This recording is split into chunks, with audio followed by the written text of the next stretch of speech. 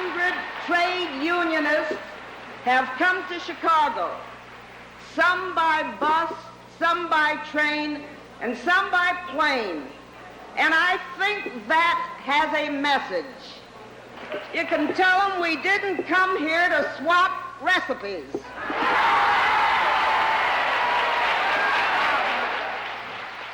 They did come to create a new organization, an organization recognizing union working women. The Coalition of Labor Union Women was founded in 1974 in Chicago, and 10 years later, more than 1,000 members returned to reflect on the past and plan for the future. Much has been accomplished over the past 10 years. CLUW was and still is the leading voice for American working women. We have led in the struggle for quality child care in this country. We've led the struggle for pregnancy disability benefits. We have led the fight for comparable worth. We have led the fight for reproductive freedom, and we were a full participant in a leading organization in the fight for the Equal Rights Amendment. This leading organization, the Coalition of Labor Union Women, boasts over 18,000 members, women and men, from 73 chapters in 32 states, representing 59 unions. What went on? At the 10th anniversary convention, I met with a number of CLUW's founding sisters as they remembered the events 10 years before when CLUW was officially founded. It was historic, and it is something that is written on our minds and our souls and our bodies. We'll never forget it. When we started registering people and those women start pouring in there, they started, as I want to return, reigning women. It blew my mind. I've never seen so many women in all of my life. It was the first time the trade union women from various unions affiliated with the AFL-CIO, Teamster women, farm worker women, women who worked on the railroads, were meeting as equals to begin a new structure, a new organization where we really could practice sisterhood. You know, we'd never met each other before, and it just grew. It just, you know, it through Eleanor, through Eddie, through Clara, through Joyce, it just, and one other thing, it was really just, Olga Madar, who was the person who called me on the telephone, whose idea I really think this came from. Out of what Edie said, and then Olga, in my judgment, put this together. And at this founding convention of CLUW, the women were running it. And as Myra Wolfgang said, we didn't come here to swap recipes. And we sent that message to the affiliated and the non-affiliated unions. What we're going to be dealing with today and the day and a half have been problems that have been accumulating for centuries. It's sort of like a long playing record that's been playing over and over again. And we become so annoyed with it, we decide to cut the record off and set it straight. You know, I think we had, for lack of a better word, had become of age. We, at that time, had decided, why not? Right. And we came together. My particular instance is, it is time. You know, I want to do something. I want to be more than somebody that follows the instructions of others. I love my union. I'm a part of that union, and I want to be known there. I want to contribute to that union. And I came to that conference frightened, yes, because at that conference I had to make decisions as a trade unionist, as a woman, and as a part of a body which were predominantly male. I had to make decisions whether I should do certain things and what I should not. And yes, I was frightened. But then I asked myself the question, if not now, when? We had no organization, there was no structure for the needs of working women to be realized, to give us the power to fight within the trade union movement for those things that we wanted to fight for. And this seemed to be a way which would allow women to play a role, to participate in the unions, to participate with a sense of equality. We felt that we needed a stronger voice and greater visibility, and together we made it happen. Where do we go from here? We will be calling upon every union sister under the sound of my voice, and every union sister that's back there in the plants, the shops, the offices, and the institutions, to get it together within your own group and begin working for change and improvement within your own union structures. We have them designed for that youth. Let's make them work. Addie Wyatt's call for the advancement of women workers through their union structures brought the CLUW organizers to the office of the president of the AFL-CIO. Do you remember when we went to see George Meany? We were rehearsing for weeks. He said to us, "Where have you been? Where were you? What took you so long? What took you so long? Where is the participation in unions? What are you doing to help the union sisters learn how to participate and gain leadership?" And the AFL structure is there to help. We are not resisting you. We know you're not a dual union. We want to see you. Again, where have you been so long? What a thrill that was. National AFL-CIO leaders have continued to support the Coalition of Labor Union Women, and men in the labor movement have become more sensitive to women's concerns. Since your first convention in 1974, CLUW has been the leading advocate for the cause of women workers in the workplace, within the labor movement, and in our society at large. The entire labor movement has watched with great pride the growth of CLUW and the rapid increase in participation by women in the trade union movement at every level. CLUW's achievements are a direct result of its dedication to the original 4 goals set in 1974. Strengthening the role and participation of women within their unions, organizing the unorganized, affirmative action in the workplace, and encouraging women to play active roles in the legislative and political process. Since its founding, CLUW has helped women advance in unions, to elected leadership, and to important staff positions. I used to be the education director in the Midwest and went out to Rochester, Indiana, where you had 400 pants workers, 398 women, 2 men. When it came, and these women lived on farms, had children, got up in the morning, fed the animals, took care of their kids, went to the factory, worked all day, did all the work of the union, and went home at night. When it came time to elect delegates to a convention, who do you think they elected? The 2 men who were the machinists in the plant. And when I went up there a month later and said, "Why did you elect the men?" they said, "We wouldn't be capable of representing the union at a convention." In the 60s, that's what you were dealing with.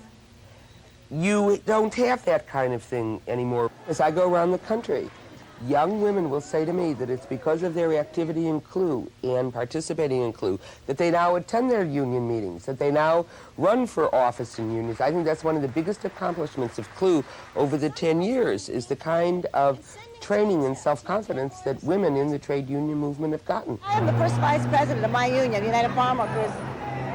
But what I've seen that CLUW has done, it's a vehicle where women know that it's okay. It's okay to go out and try to be the president of your union. And not only is it okay, but it's a responsibility to take leadership in your union, not only to organize within your own organization, but to help other women organize within your own organization, and to organize, of course, the unorganized. But we do need women in leadership, and CLUW is saying to women, you should take that leadership. And women are saying to unions, make room for us.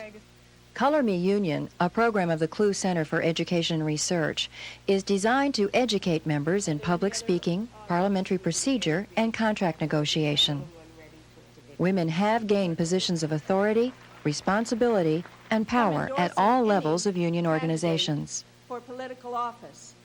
Women are secretary-treasurers of 4 AFL-CIO state federations.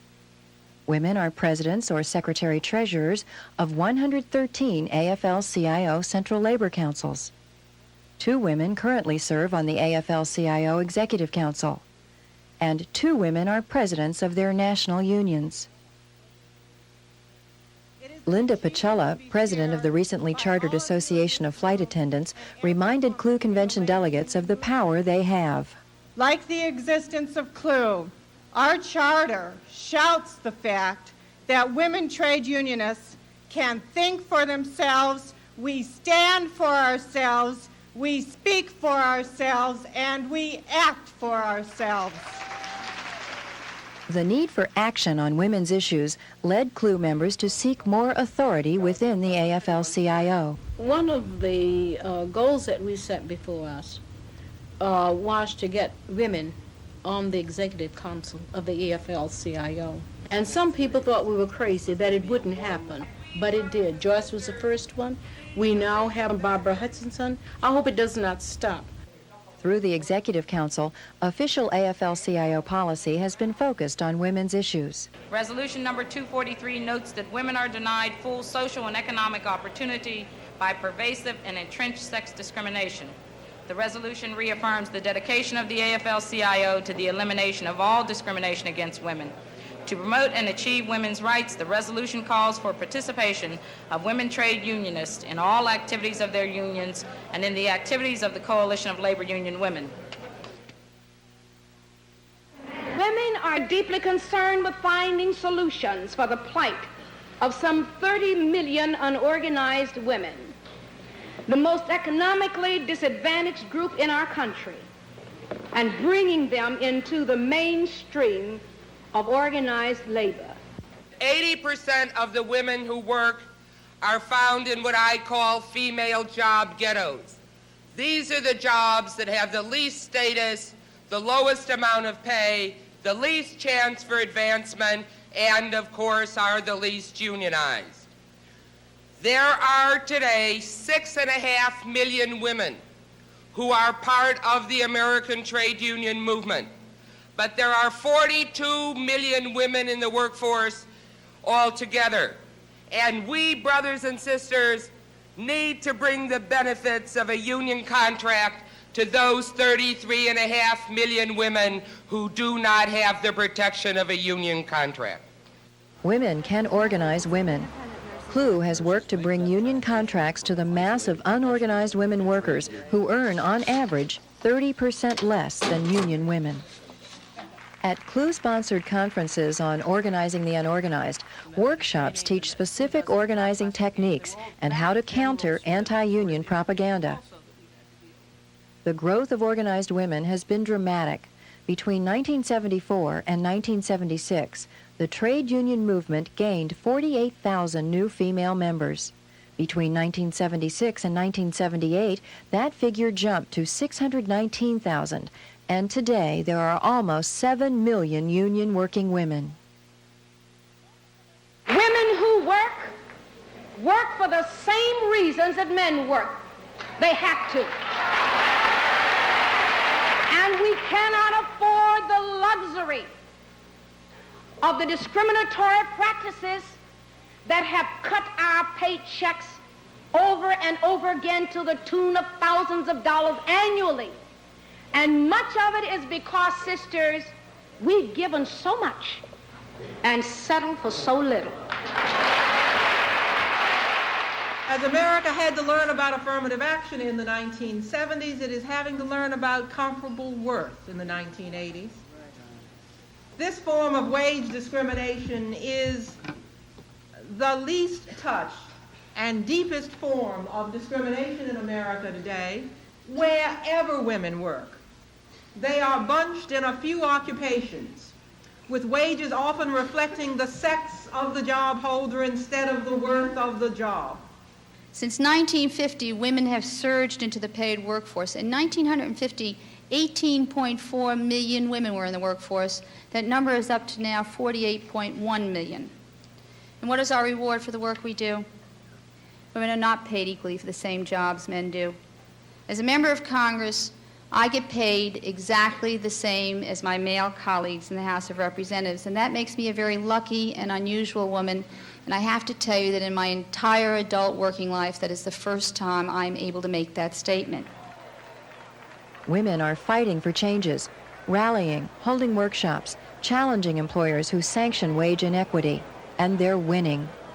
CLUW supported the office workers at Yale University who have won their first union contract, reversing years of wage discrimination. And in a landmark legal case, AFSCME successfully sued the state of Washington, proving discrimination against its female employees. But still, the battle over comparable worth is far from over. The increase of women's wages are compared to men have moved from 59 cents to 62 cents. We aren't going to be happy until that 62 cents becomes 72 cents, 82 cents, 92 cents, and then equal for every dollar.